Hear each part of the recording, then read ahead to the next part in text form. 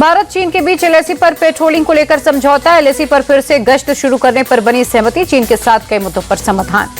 विदेश मंत्रालय ने जारी किया बयान। भारत और चीन पूर्वी लद्दाख में सीमा विवाद के मुद्दे पर पिछले कुछ सप्ताह से संपर्क में है। जम्मू कश्मीर के गांदरबल में आतंकी हमला। आतंकियों ने एक डॉक्टर और 6 प्रवासी मजदूरों की गोली मारकर की हत्या। एक निर्माणाधीन सुरंग के पास हुआ अटैक।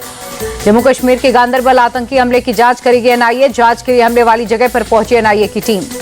जम्मू कश्मीर के गांदरबल में आतंकी हमले के बाद सख्त सुरक्षा बलों ने इलाके की घेराबंदी की। कल हमले में 7 लोगों की हुई थी मौत। गांदरबल में हुए आतंकी हमले पर सीएम उमर अब्दुल्ला ने जताया दुख। कहा, हमले की करता हूं कड़ी निंदा। आतंकी हमले पर बोले फारूक अब्दुल्ला, ये दर्दनाक घटना। पाकिस्तान अगर दोस्ती चाहता है तो ये बंद करे। कश्मीर कभी पाकिस्तान नहीं बनेगा। आतंकियों को गृह मंत्री अमित शाह का क्लियर मैसेज। बोले, आतंकी हमारे जवानों के सामने नहीं टिक पाएंगे। आतंक के खिलाफ हमारी लड़ाई अभी खत्म नहीं हुई। जम्मू कश्मीर में आतंकी हमले पर गिरिराज सिंह का कांग्रेस और नेशनल कॉन्फ्रेंस पर अटैक। बोले, जम्मू कश्मीर में आतंकियों को समर्थन देने वाली सरकार, आतंकियों को अब इस सरकार में कोई डर नहीं। गिरिराज सिंह बोले, कांग्रेस और नेशनल कॉन्फ्रेंस की सरकार जम्मू कश्मीर में फिर बिगाड़ेगी माहौल। जम्मू कश्मीर आतंकी हमले पर बोले डिप्टी सीएम सुरेंद्र चौधरी, हमले के लिए जितनी निंदा की जाए कम। थोड़ा समय लगेगा लेकिन हालात सुधरेंगे। जम्मू कश्मीर आतंकी हमले पर बोले केंद्रीय मंत्री चिराग पासवान, जिस तरीके से अटैक हुआ ये चिंता का विषय। केंद्र सरकार की इस पर नजर है। राज्य सरकार को भी इसे गंभीरता से देखने की जरूरत। जम्मू कश्मीर के बारामूला में घुसपैठ की कोशिश हुई नाकाम। सुरक्षा बलों ने एक आतंकी को ढेर किया। भारी मात्रा में हथियार बरामद। शिमला में संजौली मस्जिद विवाद पर बड़ा एक्शन। मस्जिद के अवैध हिस्से को हटाने का काम शुरू।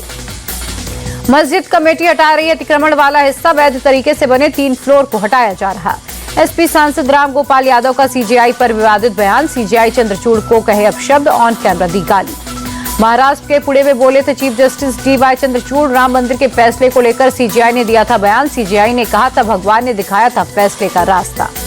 सीट बंटवारे पर बोले महाराष्ट्र कांग्रेस अध्यक्ष नाना पटोले, महाविकास अघाड़ी से ज्यादा महायुति में गड़बड़। कल कांग्रेस की पहली लिस्ट जारी होगी। शरद पवार की मध्यस्थता का दिखा असर। शिवसेना, यूबीटी और कांग्रेस में जारी तनाव कम होता हुआ नजर आया। संजय राउत बोले, अब 1-2 सीट को छोड़कर कोई मतभेद नहीं। राउत बोले, राजनीति में थोड़ा बहुत त्याग करना पड़ता है। कांग्रेस राष्ट्रीय पार्टी, उनके सभी फैसले दिल्ली में होते हैं। महाराष्ट्र कांग्रेस नेताओं को लेकर बोले संजय राउत। कहा, हर किसी को अपनी भूमिका के बारे में बोलने का अधिकार। सभी को कुछ त्याग करना पड़ता है, एक कदम पीछे हटना पड़ता है। झारखंड विधानसभा चुनाव के लिए आजसू पार्टी की पहली लिस्ट हुई जारी। 8 उम्मीदवारों के नाम की घोषणा। पार्टी सुप्रीमो सुदेश महतो दिल्ली से लड़ेंगे चुनाव। झारखंड विधानसभा के नेता प्रतिपक्ष अमर कुमार का बयान। बोले, ये झारखंड को बचाने वाला चुनाव। बीजेपी की सरकार बनाने के लिए हम प्रतिबद्ध। करैल उपचुनाव के लिए एसपी प्रत्याशी तेज प्रताप सिंह यादव ने भरा पर्चा। नामांकन के दौरान अखिलेश यादव भी मौजूद थे। असम और मध्य प्रदेश उपचुनाव के लिए कांग्रेस उम्मीदवारों की घोषणा। असम की 4 और एमपी की 2 सीटों के लिए उम्मीदवारों की लिस्ट जारी। 13 नवंबर को होगा चुनाव। बहराइच हिंसा को लेकर अखिलेश यादव का बड़ा बयान। बीजेपी पर आरोप लगाए। बोले, बीजेपी ने जानबूझकर बहराइच में दंगा कराया। अखिलेश बोले, यूपी में उपचुनाव है इसलिए बीजेपी ने दंगा कराया। चुनावी फायदे के लिए ये लोग हिंसा करवाते हैं। बुलंदशहर में नुपुर शर्मा का बयान। बोली, बटेंगे तो कटेंगे। बहराइच में राम गोपाल मिश्रा की मौत के बाद योगी सरकार की कार्रवाई का समर्थन किया। ब्राह्मण समाज को संबोधित करते हुए नुपुर शर्मा ने कहा, क्या किसी को 35 गोलियां मार देना ठीक है, वो भी महज एक झंडे के लिए? कानून किसी की निर्मम हत्या की इजाजत नहीं देता।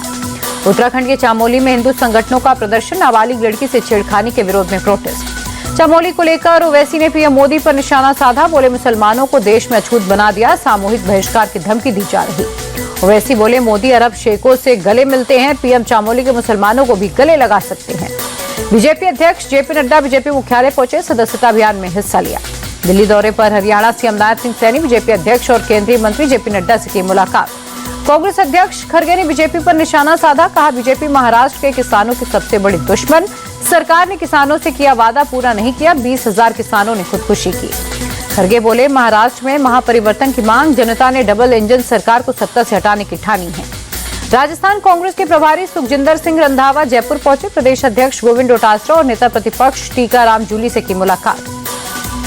दिल्ली में प्रदूषण को लेकर सियासी संग्राम हुआ तेज। सीएम आतिशी ने यूपी हरियाणा पर आरोप लगाया। कहा, यूपी हरियाणा में पराली जलाने से दिल्ली में प्रदूषण बढ़ा। सीएम आतिशी बोली, दिल्ली में यूपी और हरियाणा से आ रहा है प्रदूषित पानी। त्योहार से पहले जानबूझकर सियासत कर रही है बीजेपी। आतिशी के आरोपों पर हरियाणा सीएम सैनी का पलटवार। बोले, झूठ बोला, दूसरों पर दोष मढ़ना आपकी आदत है।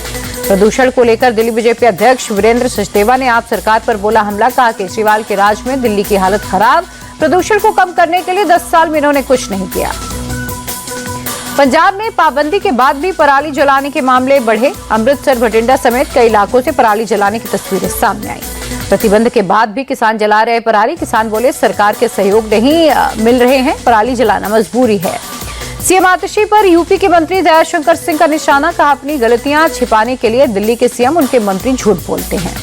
मंत्री दयाशंकर ने कहा एनसीआर में सुप्रीम कोर्ट के निर्देशों के तहत चल रही सीएनजी और इलेक्ट्रिक बसें दिल्ली की सरकार सबसे भ्रष्ट है। दिल्ली के इंडिया गेट और आसपास के इलाकों में आसमान में छाई धुंध, बहुत खराब श्रेणी में पहुंचा एयर क्वालिटी इंडेक्स। 307 दर्ज किया गया एयर क्वालिटी इंडेक्स। दिल्ली में फिर हुई जहरीली हवा। अब अक्षरधाम इलाके में AQI 307 पर पहुंचा। आसमान में छाई धुंध, लोगों को सांस लेने में दिक्कतें हो रही। दिल्ली के शुगरपुरा इलाके में बहुत खराब श्रेणी में पहुंचा प्रदूषण का स्तर। एयर क्वालिटी इंडेक्स 346 दर्ज किया गया। दिल्ली की यमुना नदी में प्रदूषण का स्तर बढ़ा। नदी की सतह पर देखी गई जहरीली झाग की परत। दिल्ली में बढ़ते प्रदूषण से निपटने में जुटा प्रशासन। एंटी स्मॉग गन का इस्तेमाल। तिलक मार्ग पर किया गया पानी का छिड़काव।